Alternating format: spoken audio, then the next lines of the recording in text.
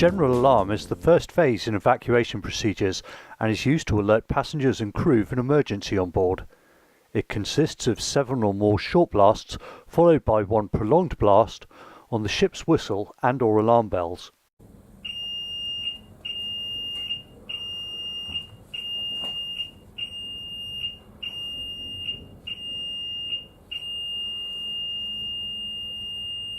Upon hearing the alarm, you should proceed to your muster station on the bridge, where you'll be given a brief by the commander.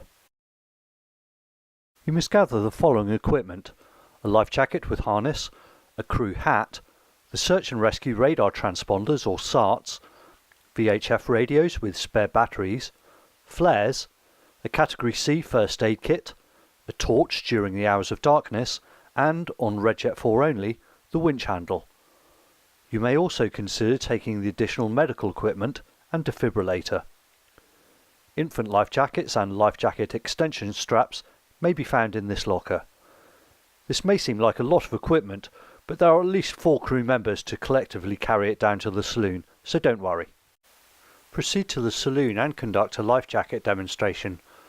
Unfasten the clip, extend the strap fully, pull apart the Velcro strips, and place the life jacket over your head. Push the Velcro strips together, pass the belt around your waist, and fasten to the buckle in front. Tighten the strap firmly around your waist and place any loose webbing to the side. The life jacket is fitted with the light and whistle to attract attention when in the water. Once you have performed the life jacket demonstration, you should then issue methodical step-by-step instructions to the passengers in how to don their own life jackets. Once all passengers are wearing their life jackets correctly, inform the bridge. If the commander deems it necessary, he will proceed to the second phase of evacuation procedures called preparation stage. The following announcement will be made over the public address system. Attention crew, preparation stage, deploy, deploy, deploy.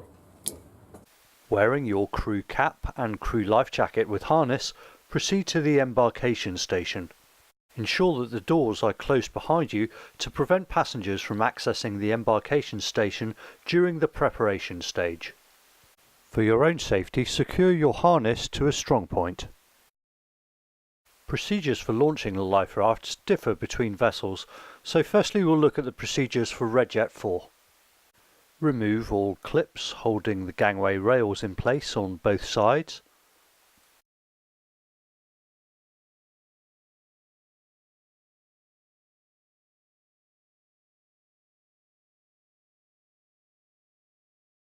And remove the gangway rails. These can be rather stiff.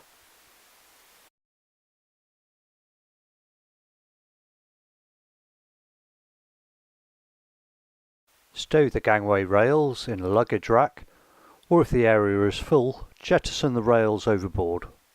Release the snap shackle attached to the gangway winch rope and push the gangway down so that it lies flush against the ship's side. Release the gas piston at the forward end of the embarkation station by twisting to the left. Unclip the white painter line at the aft end of the embarkation station and secure on the cleat.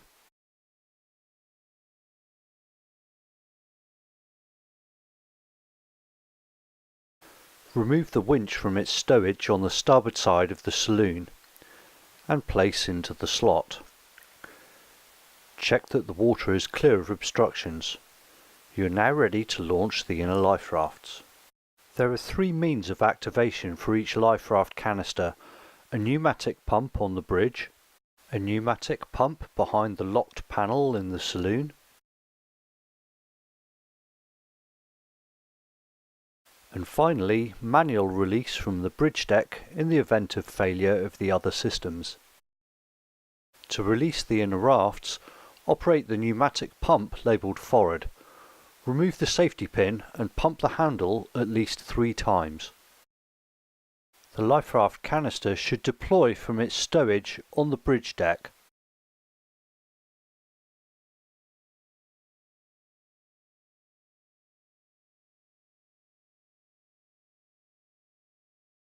If both pneumatic pumps should fail, proceed up to the bridge deck and, taking the knife from its stowage, cut the weak link which passes through the hydrostatic release unit. The life raft canister will then fall into the water. Back at the embarkation station, heave in the slack on the red bowsing line at the forward end of the embarkation station. Once it becomes too difficult to pull in by hand, take some turns clockwise around the winch and insert the winch handle to pull the life rafts into position.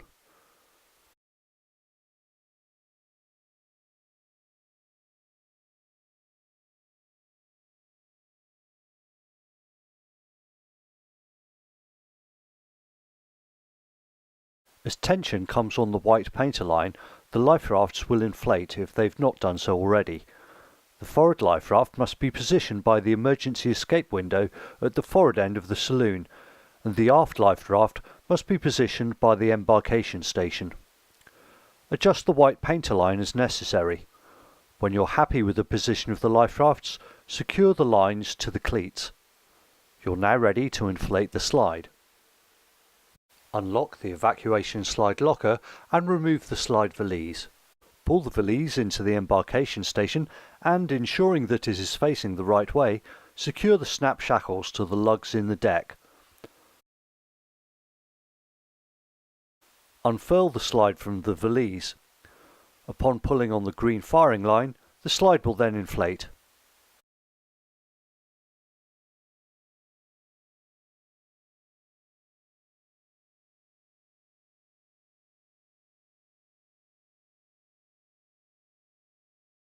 Inform the bridge once the inner rafts and slide are in position. It is possible to commence evacuation into the inner life rafts whilst the outer life rafts are being deployed. If the commander requests the outer rafts to be launched, firstly relocate the red bowsing line at the aft end of the embarkation station and reattach to the strop on the side of the slide. Release the outer canister using the pneumatic pump labelled aft as previously described. The canister will fall from its stowage on the bridge deck into the water. Descend the slide and, using the bowsing line, pull the canister around into position outboard of the inner life rafts. Attach the colour-coded yellow and blue lines using the snap shackles to the respective eyes. Inflate the life rafts by pulling on the white painter line. Once the outer life rafts are inflated, report to the bridge. Next we will look at procedures on board Redjet 6, resuming at the point where you entered the embarkation station. Lower the gangway slightly, either using the electric winch or by releasing the brake on the manual winch and gently checking away the line. And then reapplying the brake. Remove the clips and gangway rails.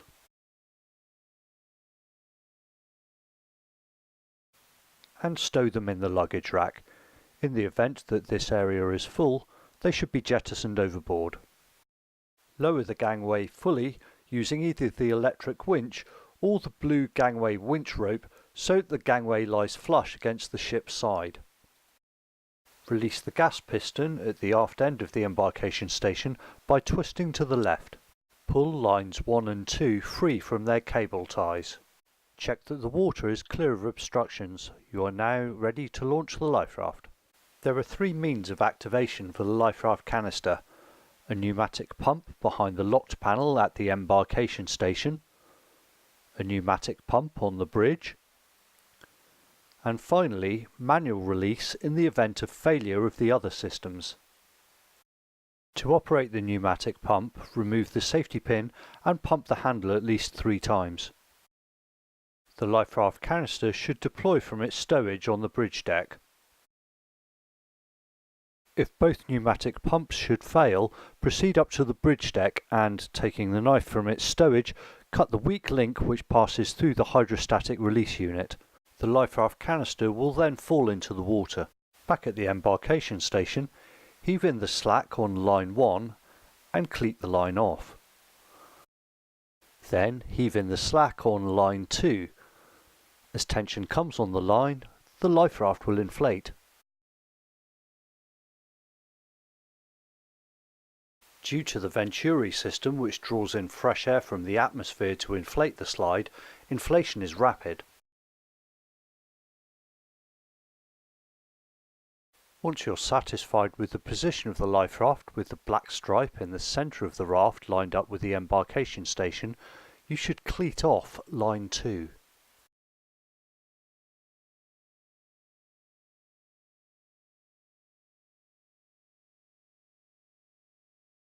Once the life raft has fully inflated, make fine adjustments using line 1 and cleat off.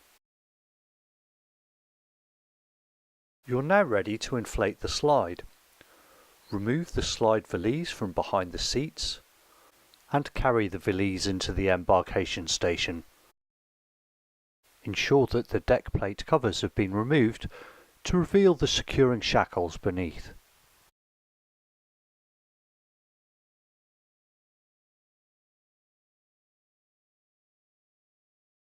Ensuring that the valise is facing the correct way, attach the shackles on the slide to the securing shackles in the deck.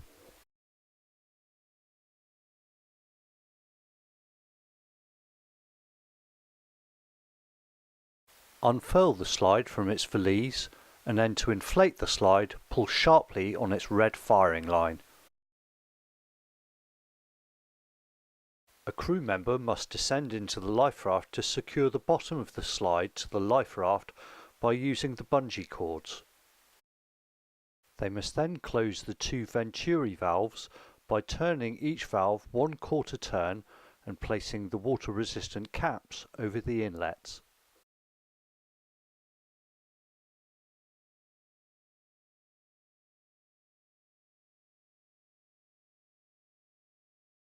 There are 5 floor drains in the life raft which must be closed by rolling them up and secured using the Velcro strap. Inform the bridge once the life raft and slide are in position and ready for use. Procedures from this point are the same for both vessels. If the commander deems it necessary, he'll proceed to the 3rd and final phase of evacuation, called abandonment. The following announcement will be made over the public address system. Ladies and gentlemen, it has now become necessary to abandon the ship. Will passengers please remain calm and listen carefully to the instructions of my crew. Attention crew, abandon ship, abandon ship. Passengers with reduced mobility must be given a personal briefing, informing them that crew will attend to them at the end of the evacuation so that they can have an obstruction-free path to evacuate the vessel. Bear in mind that it may take up to 4 people to manually handle a wheelchair user depending on their size. Passengers will be evacuated row by row into the raft indicated on their coloured seat tag. As passengers proceed to the embarkation station, a crew member must check that their life jacket is correctly donned. Crew must ensure that passengers are not carrying any luggage, that they do not have any sharp objects on their clothing such as buckles, and that they are not wearing high-heeled shoes. Pets are not allowed in the life rafts due to the risk of their claws and teeth puncturing the tubes. As passengers enter the embarkation station, they will be instructed to sit and slide. It is prudent to brief a willing volunteer to assist passengers at the bottom of the slide and direct them to the outermost part of the raft, sitting with their back against the tube, with their feet out in front of them. A head count must be taken of passengers and crew as they embark the life raft. Once evacuation is complete, the commander sweeps the saloon to check that all passengers have abandoned to the life rafts and then proceeds down the slide himself as the last person to leave the vessel. Once all crew and passengers are in the life rafts, the lines are cut using the knife provided, the sea anchor is streamed, the SART activated, and the Coast Guard called using the portable VHF radio. If possible, keep the life rafts together so as to create a more visible target.